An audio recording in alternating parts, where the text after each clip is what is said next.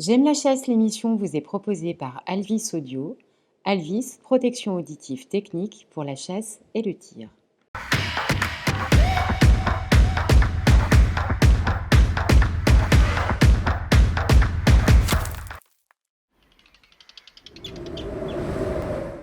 J'aime la chasse, l'émission qui défend la chasse et la ruralité. Bonsoir à tous, je suis ravie de vous retrouver pour cette nouvelle émission.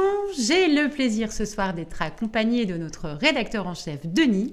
Bonsoir Denis. Bonsoir Amélie, salut Patrick. J'ai le plaisir également d'être accompagnée de Patrick. Bonsoir Patrick. Bonsoir à tous, je suis là en qualité ce soir du directeur du salon parce que c'est une émission spécial salon JLC. Vous l'aurez compris, en première partie, nous vous présenterons le salon virtuel et nous aurons le plaisir d'en parler avec deux de nos partenaires puisque nous recevrons ce soir Tancred de la Morinerie du Chasseur Français et Éric Dumontet de la chaîne Chasse et Pêche. Au sommaire de l'émission de ce soir, les actualités de la chasse et de la ruralité. À Pâques, un ramasseur de champignons trouve des œufs de bécasse. La bécasse réunit chasseurs ardéchois et hongrois, un agriculteur agressé par un militant de la cause animale, histoire d'une manipulation, grande misère de la presse française, une cabane de chasse incendiée dans le Vaucluse, battue administrative à Vauxaillon, la Fédération des chasseurs de laine s'oppose au préfet. Denis nous dira ce qu'il a pu lire dans les médias cette semaine, petit coup de cœur pour son livre de la semaine. Nous sommes ensemble pendant 1 heure, c'est parti.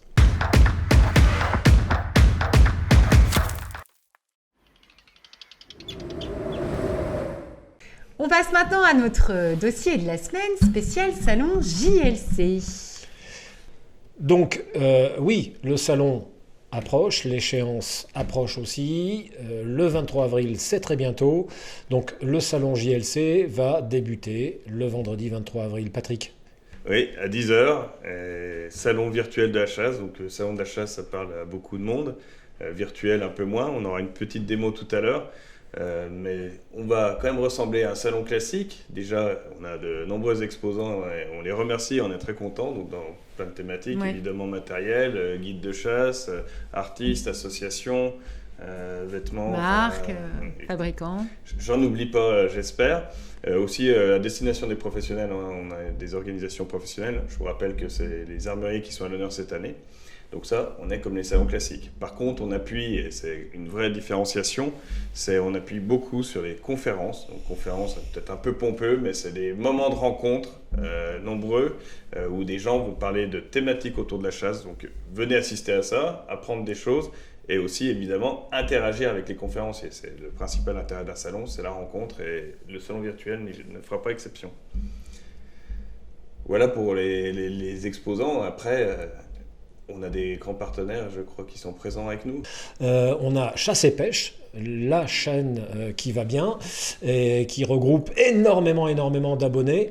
Et puis, nous avons Le Chasseur Français, le plus vieux magazine de chasse qui existe en France. Je vais peut-être dire une bêtise, j'espère ne pas la dire. C'est, je crois, 1885, je crois, la date de naissance du Chasseur Français, Tancred, c'est ça ?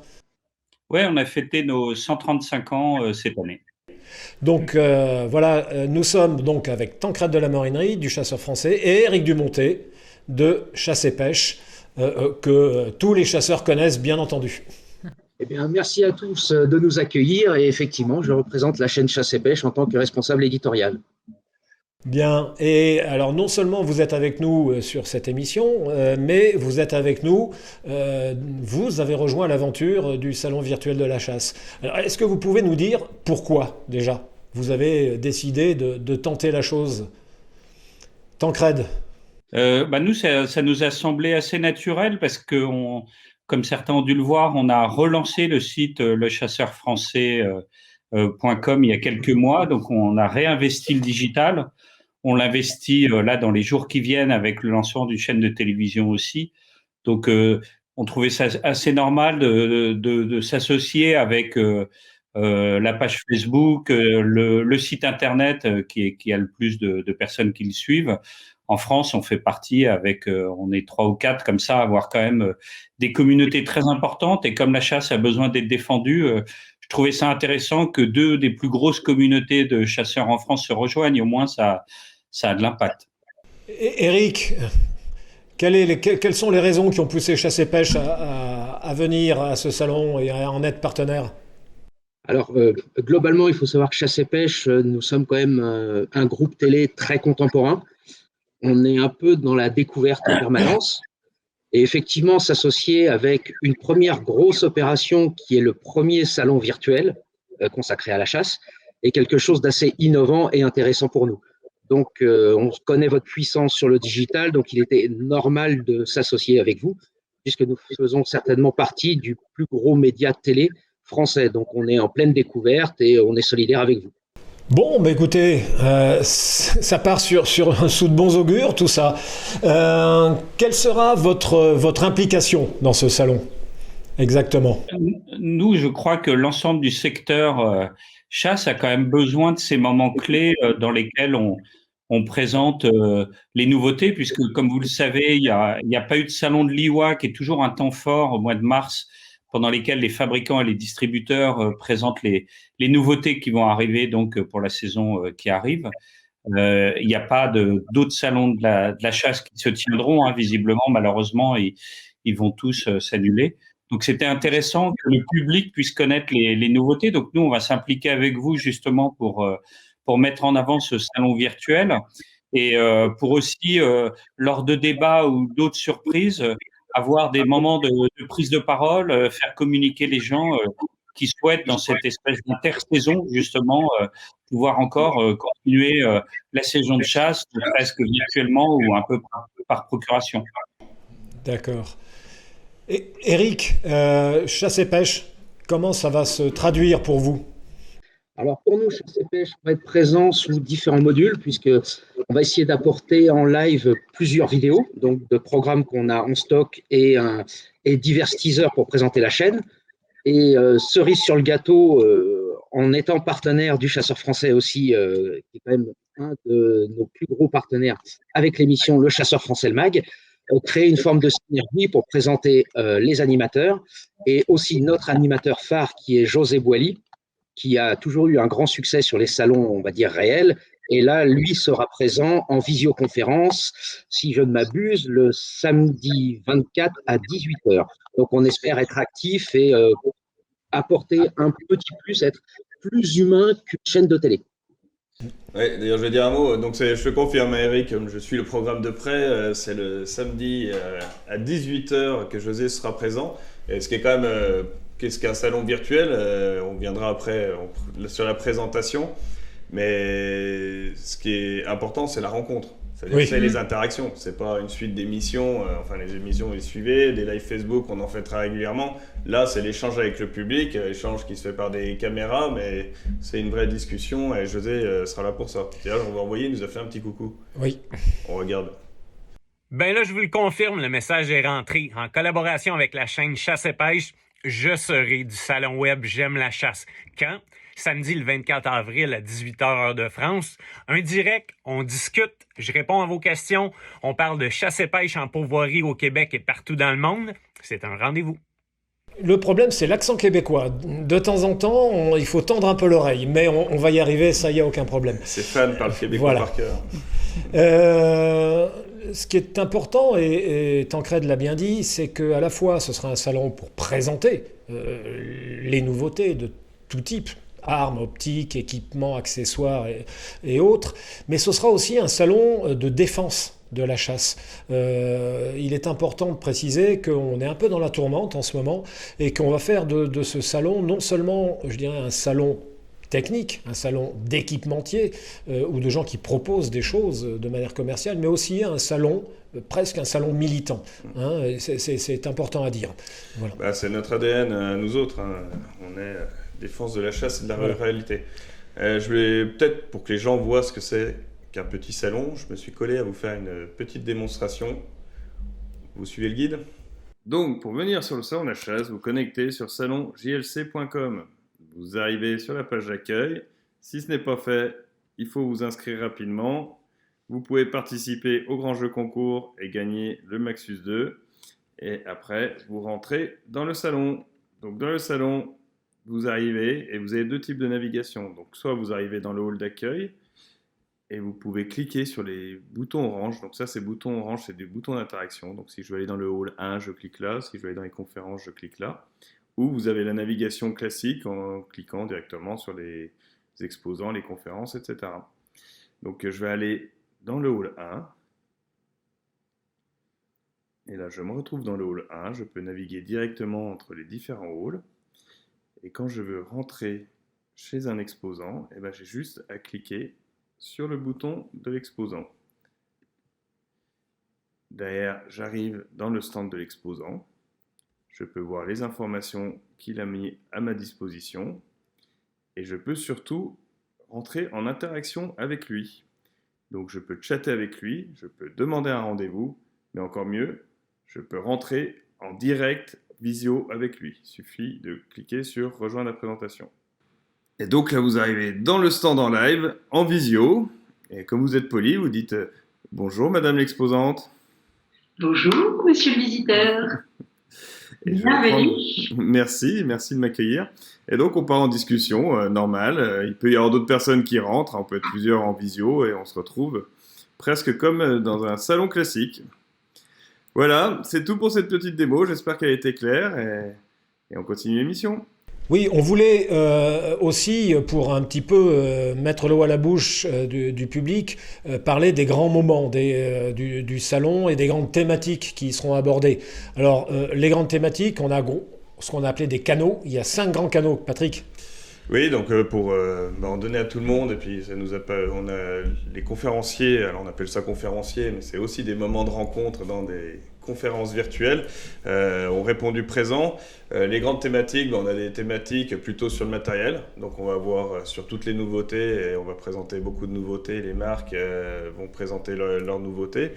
On a deuxième thématique, toujours sur le matériel, où comme on a pas mal d'armuriers présents, ils vont pouvoir présenter leurs occasions. Donc ça va être le moment de faire des bonnes affaires. Et après, plus sur l'univers de la chasse, on aura une thématique chasse générale, une thématique sur les chiens. On a pas mal de clubs de chiens qui ont répondu présents et également des spécialistes du chien qui feront des conférences autour de cette thématique. Et enfin, la dernière thématique, c'est à destination des professionnels. Donc là, vraiment les professionnels de la chasse, où on a des syndicats professionnels, etc., qui viendront pour des choses plus professionnelles. Tout à fait. Plus comme à l'IWA, pratiquement. Il est important de noter qu'on a un programme de conférences qui commence à devenir extrêmement alléchant. En vedette américaine, en tout cas en vedette flamande, nous avons le président de la Fédération nationale des chasseurs, Willy Schran, qui sera présent le samedi, le dimanche à 11h, je dis une bêtise. On aura divers types de conférences, à la fois des conférences techniques et puis des conférences plus générales. On aura par exemple un avocat assez célèbre qui nous parlera de la manière dont les chasseurs peuvent se défendre face aux attaques qu'ils subissent, à la fois sur les réseaux et sur le terrain. On aura quelqu'un du lycée professionnel de Saint-Étienne, le lycée Fournéron, qui est le seul lycée français à former des armuriers, qui viendra nous parler du cursus de formation. Ça, c'est très important de le dire, parce qu'il y a des jeunes ou des parents qui seront peut-être intéressés par ce genre de choses. Je profite de ça. On a décidé de mettre les armuriers à l'honneur. Il y a quand même plusieurs conférences, soit tenues par les armuriers, soit qui leur sont dédiées, comme l'école de Saint-Étienne, et aussi des conférences techniques portées par des armuriers sur des choses techniques par rapport aux armes. Il y a une conférence sur les différences épaulées à gauche, des choses très spécifiques, mais les gauchers apprécieront. Il y a aussi quelle arme choisir en fonction de quelle chasse, enfin ce genre de thématique. Il y en aura pour tous les goûts, je crois. Je me demandais si Chasse et Pêche avait déjà fait un reportage sur le lycée de Saint-Étienne ou l'école de Liège, qui sont les deux écoles quand même les plus connues en Europe. Est-ce que vous avez déjà fait ça ? Non, malheureusement, on n'a jamais axé nos émissions, nos documentaires sur l'armurerie. On a parlé des armuriers, mais tout ce qui est scolaire ou développement de ces métiers, non, c'est des sujets qu'on n'a pas encore abordés, qu'on espère aborder. Comme là récemment, on s'est intéressé au MFR concernant ce qui concerne l'éducation et les formations à la cinégétique. Mais tout ce qui est armurerie, nous n'avons pas encore abordé le sujet. Et je pense qu'il y a réellement matière à faire, puisque de plus en plus on va dire, d'artistes s'orientent vers l'armurerie pour créer des armes un peu originales, aussi originales d'ailleurs que performantes. Donc je pense qu'on a une vraie carte à jouer, et surtout nous en Europe, qui avons encore ce savoir-faire depuis, on va dire, depuis au moins 60 ans. Et puis pour clôturer l'histoire de conférence, Eric nous fera l'envers du décor de chasse et pêche, c'est-à-dire viendra parler aux visiteurs du salon sur comment se passent les tournages. C'est bien ça, Eric? Oui, tout à fait. On va présenter, on va dire, le backstage d'une chaîne de télé qui dans l'esprit des gens, en fait, est de... Quand on travaille dans la télé, on pêche beaucoup, on chasse beaucoup et on se filme, alors que c'est pas du tout le cas.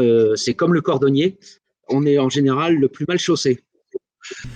Tu as découragé des vocations. Tancred, tous ces sujets, je dirais, qui sont peut-être un petit peu techniques, un peu moins sexy qu'un reportage purement chasse, comme un reportage sur le lycée Fournéron ou sur l'école de Liège. Est-ce que le chasseur français a dû le faire, ça, dans le passé, voire récemment, non? On l'a fait récemment. En fait, nous, il y a, dans le pôle que je dirige, il y a d'autres revues de chasse, puisqu'il y a la Revue nationale de la chasse, qui est le magazine de chasse le plus vendu en France. On a aussi la revue Grand Gibier. On a une autre revue qui s'appelle Tir Magazine. Et en fait, au mois de mars, donc très récemment, on avait un chasseur français qui était dédié au métier de la chasse. Donc là, c'était autant les guides de chasse que les éleveurs de gibier. En fait, on a surtout voulu aussi mettre un peu l'accent sur ces éleveurs qui ont vécu une année noire cette année. On vient de traiter effectivement tous ces métiers de la chasse, dont les métiers de graveur. Dans la revue nationale de la chasse du mois de mai, on a une revue nationale de la chasse qui est consacrée aux femmes, et dedans il y a un portrait sur une femme graveur aussi. On avait fait il y a quelques mois dans la revue nationale de la chasse un très grand reportage sur l'école de Liège, en fait, parce que il y a beaucoup d'armuriers en France ou d'aspirants armuriers qui font cette école qui est en Belgique et qui reste quand même une référence. Donc, nous, ça nous arrive assez fréquemment de faire effectivement des reportages ou des dossiers complets, voire des grandes enquêtes sur les métiers du secteur de la chasse. Oui, tout à fait. Juste pour finir sur l'aspect conférence, ça permet de mettre en avant nos conférenciers, évidemment les exposants, et la discussion se continue sur les stands des exposants, parce qu'on n'en parle pas, mais évidemment, on a des exposants comme tout salon de la chasse, et c'est une rencontre directe. Vous pouvez rentrer à tout moment, comme vous l'avez vu dans la démonstration, en visioconférence avec les exposants, et d'ailleurs, il y aura les stands chasse et pêche, les stands chasseurs français, et évidemment nos stands à nous également. Il y aura bien entendu les stands de J'aime la chasse qui seront particulièrement bien décorés, si j'ai bien cru comprendre.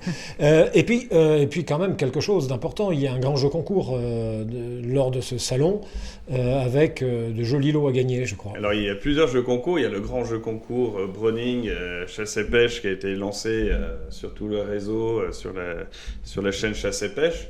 Il y a un autre jeu concours sur le Club Canal, aussi animé par Chasse et Pêche.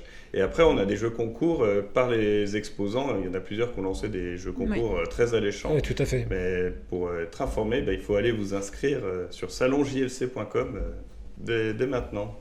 Bon, je crois qu'on a fait le tour. Oui, on va te dire un petit mot sur notre stand quand même. Oui, notre stand. Les cordonniers les plus mal chaussés.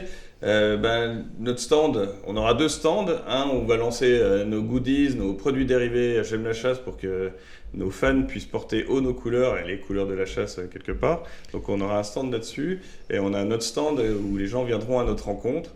Ils pourront venir discuter avec nous de ce qu'on fait de notre côté et également ce qu'ils font, parce qu'on sera très, très heureux de relayer ce qu'ils font chacun dans leur région, parce qu'on est des médias de la ruralité. Bon, écoutez, on a fait le tour avec deux de nos partenaires, et pas des moindres, puisque nous avions Tancred de la Morinerie du chasseur français, Eric Dumontet non, je ne dirai pas la bêtise, de Chasse et Pêche. Et voilà, donc j'espère que tout cela vous a donné envie d'y aller. En tout cas, moi je crois que je vais y aller faire un tour à ce salon. Voilà, Patrick, tu voulais dire un dernier mot? Il y aura aussi de la convivialité, parce qu'on a prévu un grand apéro à 19h le vendredi soir, donc premier soir du salon, où vous pourrez naviguer de stand en stand et venir boire l'apéro virtuel, mais vous avez qu'à vous équiper chez vous. Avec les exposants, ça sera aussi un moment de convivialité, de convivialité, voire de déconnade. Voilà. Bon. Inscrivez-vous sur salonjlc.com. Merci à vous deux d'avoir été présents avec nous. Merci à tous et puis on vous attend nombreux sur le premier salon virtuel de la chasse. Merci à tous. Merci.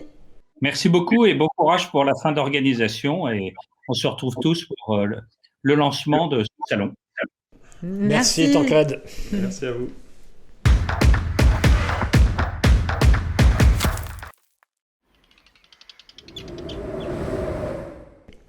Denis, on démarre ses actualités avec un ramasseur de champignons qui à Pâques a trouvé des œufs de...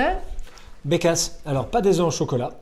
D'ailleurs, il n'allait pas chercher des œufs en chocolat, il allait chercher des champignons et il a eu la chance de tomber sur un nid de bécasse. Alors, je ne sais pas si vous avez, déjà vu un nid et des œufs de bécasse, moi jamais. Mais en tout cas, grande chance pour ce ramasseur de champignons qui est tombé là-dessus, qui a eu l'intelligence d'aller immédiatement rendre compte de sa découverte à la fédération départementale. Ça se passe dans l'Aude. Et la fédé départementale a décidé de mettre en place un suivi.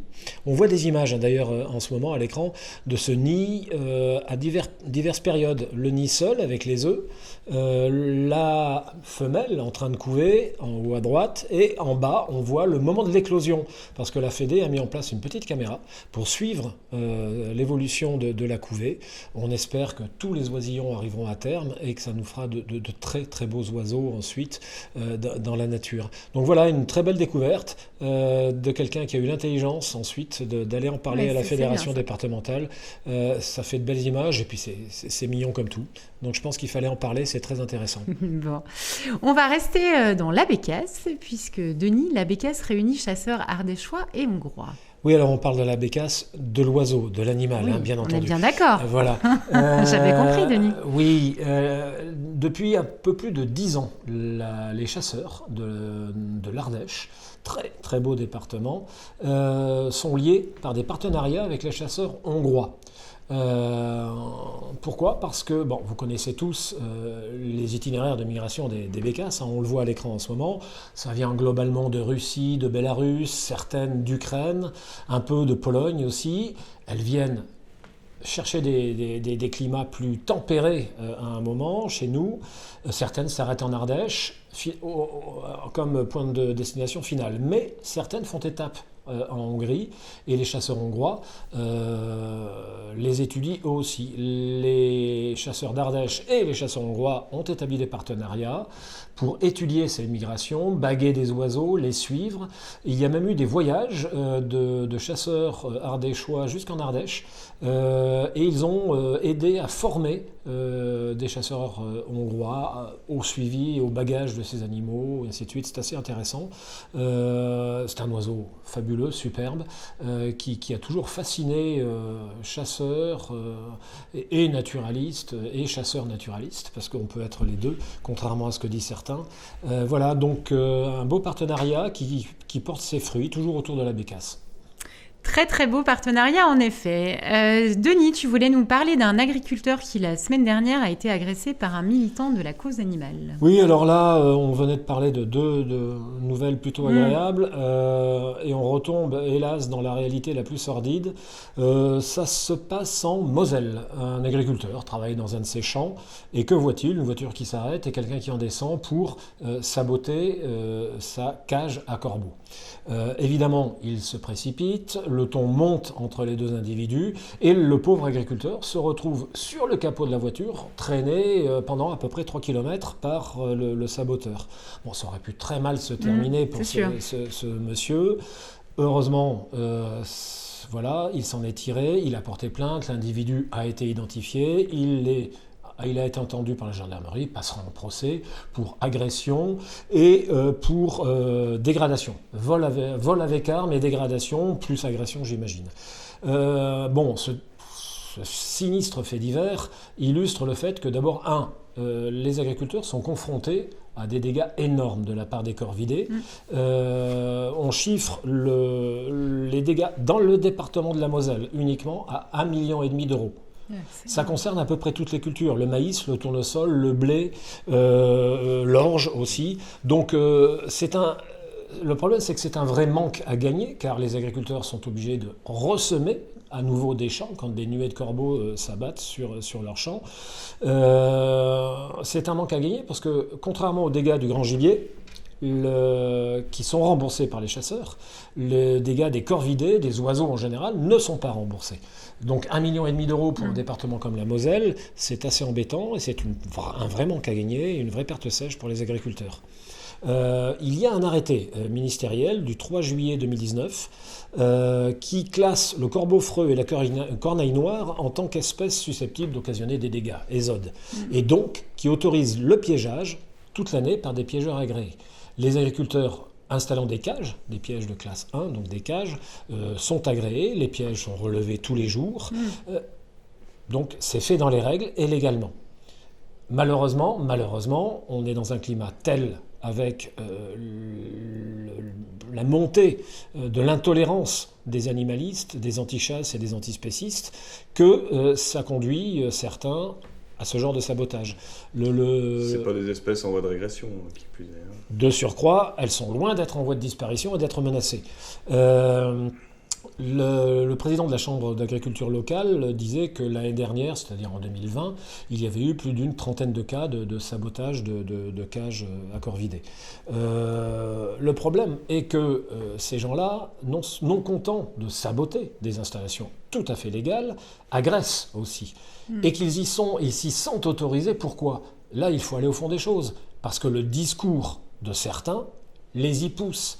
Alors les Rémi Gaillard, la Fondation Brigitte Bardot et sa présidente, les Hugo Clément et ainsi de suite et consorts sont plus ou moins responsables et peuvent être considérés, à mon avis, comme des incitateurs à ce genre d'actes.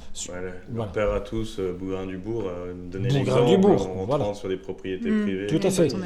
D'autant plus qu'il semble que la personne incriminée dans cet incident stupide soit plus ou moins proche de la LPO locale. À vérifier. Il faut quand même préciser à ces gens-là que le simple fait de saboter ou de libérer des oiseaux de cage est passible d'une contravention de 5e classe, qui peut monter jusqu'à 1 500 € d'amende. Un couple en Côte d'Or en 2019 avait été condamné pour ces faits-là. Juste libérer des oiseaux de cage. Oui, puis il faut peut-être rappeler qu'on ne détruit pas le bien d'autrui, tout simplement. Tout simplement. Règle générale même. Et puis qu'on ne pénètre pas sur la propriété privée d'autrui aussi. Mais ça, la nature appartient à tout le monde, il paraît. On ne se fait pas justice soi-même. Voilà. On considère que c'est la justice. Merci pour ce rappel de règles. Denis, tu voulais nous parler de manipulation ce soir. Oui, alors le scandale de la semaine dernière, c'est incroyable à quel point la presse française est dans un état lamentable. Alors, pas toute la presse, pas tous les journalistes, je m'empresse de le dire, mais un pauvre petit journaleux de France Bleu Vaucluse s'empare d'un fait divers. Un chevreuil, une biche, aurait été poursuivi, percuté par des chasseurs en pick-up, chasseurs armés, se serait réfugié sur le parking de Pôle emploi, à Orange, dans le Vaucluse, ville que je connais bien, et là, les chasseurs ont renoncé et seraient partis. 10 lignes dans France Bleu Vaucluse, dans lesquelles, et on le voit à l'écran actuellement, les mots chasse et chasseur ont été prononcés 10 fois par monsieur Philippe Popper. C'est le nom du soi-disant journaliste. Est-ce que la chasse est encore ouverte ? Alors, la chasse est fermée au grand gibier depuis le 28 février. 2, ce n'est pas une biche mais un chevreuil, on y reviendra. 3, il ne peut s'agir de chasseurs mais de braconniers. Évidemment, que de braconniers. Maintenant, l'animal a-t-il été réellement poursuivi ? S'agissait-il réellement simplement d'une collision et ce pauvre chevreuil ou cette pauvre chevrette serait-elle allée mourir sur ce parking ? J'ai téléphoné à quelqu'un qui s'est bien renseigné, à la fois auprès de la gendarmerie d'Orange et de la police municipale. Bien entendu, aucun pick-up avec des chasseurs armés n'a été vu par qui que ce soit. Bien entendu, voilà, cette affaire n'en est pas une. Le problème, c'est que la presse locale et la presse nationale se sont emparés de la chose, sans vérifier ni les sources, ni la véracité, ni l'espèce d'animal dont il s'agissait, ni les dates de fermeture et d'ouverture de la chasse, ainsi de suite, ainsi de suite. Et on le retrouve dans le Figaro, dans le Huffington Post, dans le Point, dans l'Express. C'est fou, en disant à chaque fois chasseur, c'est quand même le vrai problème. Et en disant à chaque fois chasseur. Je vous invite à regarder la petite vidéo, je dirais, qui résume un petit peu la chose, que j'ai faite avec des copies d'écran de cette presse. On regarde cette vidéo.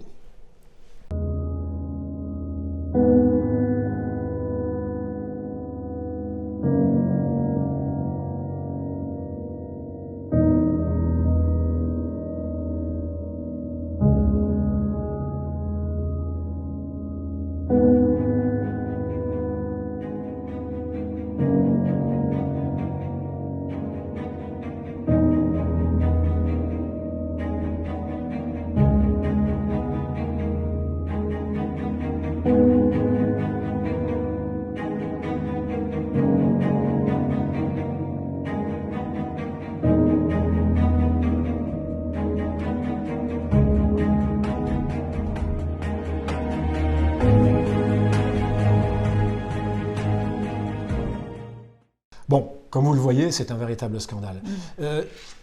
Il est maintenant important d'agir de la manière suivante, à mon avis.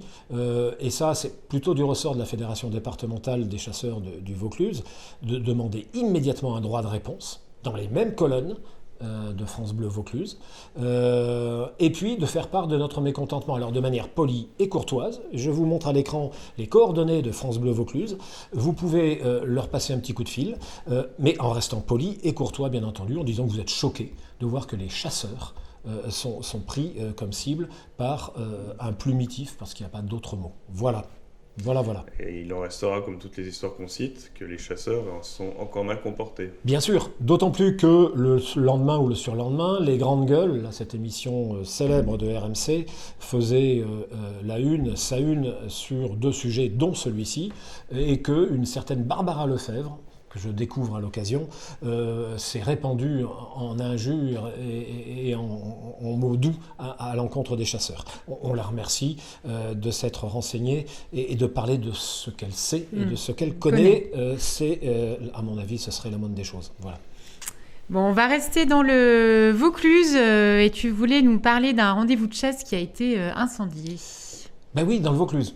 Alors, c'est à Sérignan-du-Comtat, à 8 km d'Orange, et ça a eu lieu 2 jours et demi après l'affaire du chevreuil. Faut-il y voir un lien de cause à conséquence? Je ne sais pas. Mais on n'en sait strictement rien. Une cabane de chasse, donc d'une société de chasse de Sérignan-du-Comtat, a été incendiée, mais alors complètement. Elle était sur les terres de quelqu'un que je connais, monsieur Français, qui avait laissé cette cabane se construire pour une association de chasse locale. Ça avait été fait dans un esprit extrêmement courtois, bienveillant vis-à-vis de l'ensemble des utilisateurs de la nature, comme on dit aujourd'hui, puisque cette cabane de chasse était laissée intentionnellement ouverte, avec du mobilier, des chaises, des tables, une machine à café, comme ça les promeneurs, les randonneurs pouvaient s'arrêter, ainsi de suite. C'était extrêmement sympathique de la part des chasseurs. Et j'ai téléphoné à monsieur Chalençon, qui est le président de cette société de chasse, qui est évidemment atterré, désolé. Ils vont en reconstruire une, bien entendu. Il m'a confirmé que les pompiers avaient bien conclu qu'il s'agissait d'un incendie criminel, puisque de l'essence était à l'origine du feu. Voilà. S'agit-il d'une simple querelle locale entre personnes ayant des différends, ou s'agit-il de l'acte encore d'un faible d'esprit qui s'est imaginé qu'il agissait pour le bien général en incendiant la cabane de chasse de cette société. Dans les 2 cas, c'est lamentable de toute manière. Voilà. Lamentable et bien dommage. Tu voulais nous parler de la Fédération des chasseurs de l'Aisne qui s'oppose au préfet. Oui, alors voilà, j'ai lu dans la presse locale qu'en effet, la Fédération départementale des chasseurs de l'Aisne et des sociétés de chasse s'opposaient au préfet. Pourquoi ? Pour l'organisation, à propos de l'organisation d'une battue administrative. Alors, début avril, sur un territoire qui est très peu chassé, c'est vrai, mais pour diverses raisons, sur lequel le quota de chasse a été plus rempli que moins d'ailleurs. Pour toutes ces raisons, les chasseurs de laine ne sont pas ravis de l'organisation de cette battue administrative. C'est la première en 15 ans dans le département, donc ça les a quand même un peu secoués. D'autant plus que cette battue administrative a produit un résultat, somme toute, minable, puisque seuls 3 sangliers y ont été tués. Donc vous imaginez le déplacement, les lieutenants de louveterie, les ceci. Bon, tout ça pour 3 sangliers, c'est assez ridicule. En cette période de l'année en plus, où les laits sont pleines, bien entendu, ça manque un peu d'éthique. Le problème est que ce fait divers révèle une tension un peu grandissante entre chasseurs et lieutenants de louveterie et préfecture, parce qu'ils sont missionnés par la préfecture. On relève aussi ce genre de tension, de friction dans le département de la Loire, pas très loin de chez nous, où là aussi, chasseurs et lieutenants de louveterie sont un petit peu à couteau tiré. C'est un petit peu le cas, c'est le cas dans pas mal de départements en France. Et ça révèle un problème. Alors certains voudraient que les lieutenants de louveterie soient mis sous la coupe des fédérations départementales de chasse. Je ne sais pas si c'est la bonne solution, parce que le fait qu'ils soient sous l'autorité et missionnés par le préfet, sous l'autorité du préfet, leur donne quand même un statut qui peut leur permettre d'agir de manière plus intelligente et plus directive dans certains cas quand c'est nécessaire. Mais en tout état de cause, il y a un vrai problème entre des obligations de résultat que se sentent certains préfets et puis ce qu'on appelle l'éthique de chasse. Voilà. Denis, on passe à ta chronique, les brèves du chasseur. Alors, les brèves du chasseur commencent par un drame en Roumanie.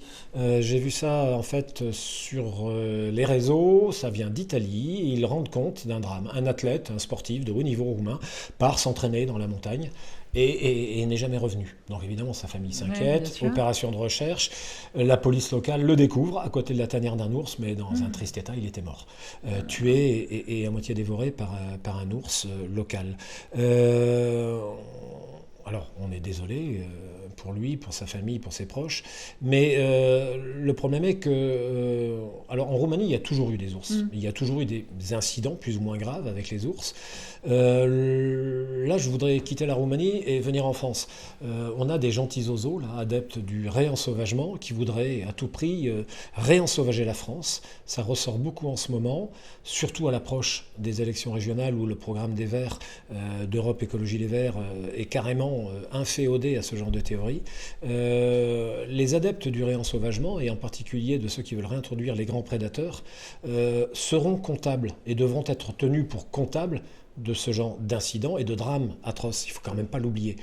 J'estime, moi, qu'ils sont déjà comptables des 13 à 15 000 animaux d'élevage tués par les loups et les ours, dans une moindre mesure, il faut bien le reconnaître, actuellement en France. Mais voilà ce que ça m'évoquait, cet incident horrible dans les forêts roumaines. Oui, il y a déjà des soucis en montagne avec... les loups, mais aussi les patous mis pour les loups, et les randonneurs le savent très bien. Tout à fait. C'est sûr. Qu'est-ce que j'ai vu encore ? Ah bah oui, j'ai vu quelque chose d'important. Dans le Figaro, un entretien très sympa entre un journaliste, un grand reporter du Figaro, grand spécialiste des questions de chasse et grand chasseur lui-même, Cyril Hofstein, et le président de la Fédération nationale des chasseurs, Willy Schren. Donc un entretien extrêmement intéressant qui fait un point sur ce qu'est la chasse aujourd'hui en France, les problèmes qu'elle rencontre. Donc je vous invite à lire dans le Figaro cet entretien très très intéressant entre deux connaisseurs du sujet, Cyril Hofstein et Willy Schren. Voilà. J'ai lu aussi, c'est quand même intéressant d'avoir un président de la Fédération nationale qui a autant de fonds. Oui, tout à fait. Beaucoup de fonds. Mais oui. Et on rappelle qu'il sera présent au Salon de la chasse à 11h le dimanche pour répondre aux questions. Je l'ai entendu dire aussi. Voilà. J'insiste. Ah oui, une petite drôle dans Ouest France. Ouest France faisait un petit reportage sur une petite zone de nature, zone humide, ainsi de suite, assez sympa, qui est suivie par des naturalistes qui ont mis des caméras, ainsi de suite. Et donc, on voit à l'écran un extrait de l'article. Alors bon, ils sont ravis de voir des signes, ceci, et 2 cerfs mâles.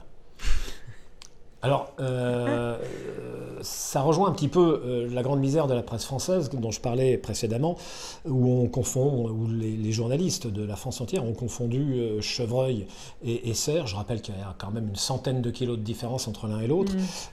Et là, on nous parle de cerfs mâles. Je pense que les cerfs mâles seront pas vraiment ravis d'être éventuellement confondus avec des cerfs femelles. J'attends que Ouest France nous montre des photos de cerfs femelles. Bon, il faudrait quand même qu'ils fassent un petit peu qu'ils approfondissent leur culture naturaliste, autrement que dans Bambi, ce serait pas mal. Oui, dans le Télégramme, anciennement le Télégramme de Brest, le repas des chasseurs. Alors, ça fait vraiment nouvelle locale, mais il y a une conclusion à en tirer que moi je trouve intéressante. À Crédin, petit village de 1500 habitants, le repas des chasseurs, qui se tenait traditionnellement en banquet, et ainsi de suite, n'a pas pu être tenu comme ça, donc ils ont fait du click and collect. Ils ont distribué 500 repas à base de produits de la chasse de la saison. Donc il y avait de la terrine de sanglier, un civet de chevreuil, je crois, ou l'inverse. Mais ce qui est intéressant, c'est que voilà, sur un village de 1500 habitants, il y a eu 500 repas de servis. On est loin des sondages qui disent que 80% des Français sont opposés à la chasse. On en est même très très loin. Voilà. Bon, on anime les boudins de la chasse et je fais coucou à mes partenaires de la société de chasse de Charnoz. Chaque année, avant les problèmes Covid, il n'y a pas que les chasseurs qui viennent, il y a beaucoup de monde qui vient autant acheter nos boudins que participer à ce moment. Bien sûr, la chasse est aussi un fédérateur et un lien social dans beaucoup de petites villes et d'agglomérations françaises. Lien social, lien intergénérationnel, c'est quelque chose qui réunit les gens et qui permet d'avoir une vie sociale active dans une agglomération, c'est très important. Voilà. Bon. Tu voulais nous faire un petit conseil de lecture. Oui, alors un petit conseil de lecture amusé. C'est pour nos amis les oiseaux et les journalistes. Ce sera très bref. J'ai trouvé, puisqu'ils ont besoin d'approfondir leur culture en matière naturaliste, j'ai trouvé le livre Marabout. Marabout, c'est les éditions pour les tout-petits. Hein. Le grand livre Marabout de la nature. Je voudrais le conseiller. Il n'est pas très cher à toutes les rédactions de France et de Navarre pour qu'ils sachent quand même faire la différence entre un chevreuil et un cerf, entre une perdrix et un faisan, mais là je crois que le cas de Muriel Fusy du Parti animaliste est désespéré, donc c'est même pas la peine de lui envoyer le livre, on va en rester là, mais je voulais un petit clin d'œil, le livre Marabout de la nature pour les rédactions françaises, ce serait pas idiot. Très coquin, Denis. Ça m'arrive, voilà. Bon, merci Denis pour ce conseil et ces brèves. Cette émission touche à sa fin. Nous vous remercions de nous avoir suivis. On remercie encore Tancrède de la Morinerie et Éric Dumontet d'avoir été présents avec nous ce soir. Je vous rappelle que vous pouvez nous suivre sur tous nos réseaux Facebook, Instagram, Twitter, YouTube et sur notre site J'aime la chasse. N'oubliez pas d'aller vous inscrire à notre salon virtuel pour le week-end prochain. Il suffit de vous rendre sur salonjlc.com. L'inscription est gratuite. On vous souhaite à tous une excellente soirée. Patrick, tu voulais dire quelque chose ? Je voulais dire quelque chose. Fais signe, il n'y a pas d'émission la semaine prochaine, ça va mais pardon. Mais oui, pas d'émission. Par contre, il y aura la clôture du salon à 17h. On vous donne tous rendez-vous sur le salon pour assister à la clôture. Et lors de la clôture, il y aura le résultat tirage au sort du grand jeu concours avec Browning et on connaîtra le gagnant ou la gagnante. Passez une excellente soirée et à très bientôt.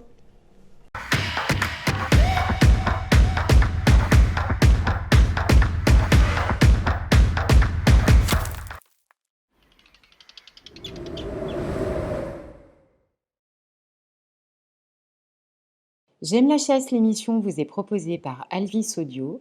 Alvis, protection auditive technique pour la chasse et le tir.